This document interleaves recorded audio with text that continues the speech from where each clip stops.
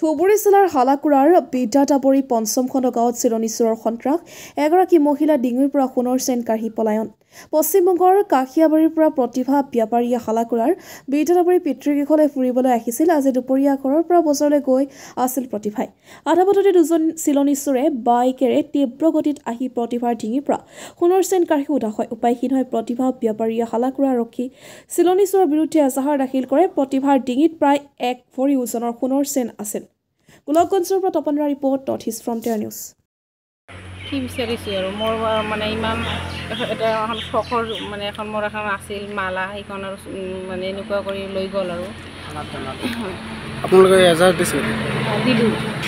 মই ঘৰৰ পৰা দোকানলৈ গৈ যোৱাৰ সময়ত মোৰ ফোনৰ চেইনডাল মানে দুজন বাইক দি গৈ থকা মানুহে মোৰ চেইনডাল এনেকৈ কাঢ়ি ল'লে আৰু কেতিয়া এইটো তেতিয়া 1:15 মান হ'ব আৰু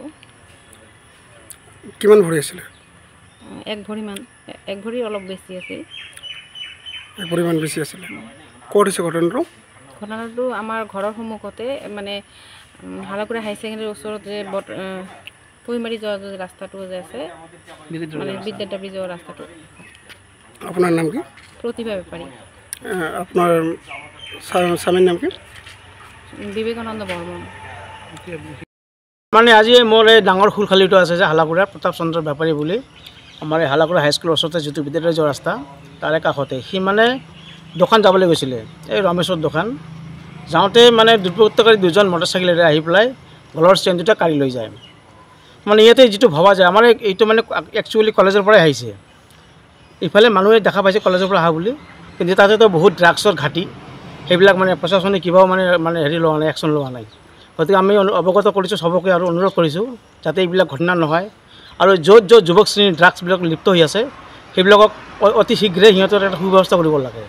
এইখিনি আমাৰ বক্তব্য আৰু যাতে আৰু এই চোৰ দুজনক ধৰিব পাৰে সেইখিনি আমি কাব কৰিছোঁ 100 মিটাৰ হ'ব হয়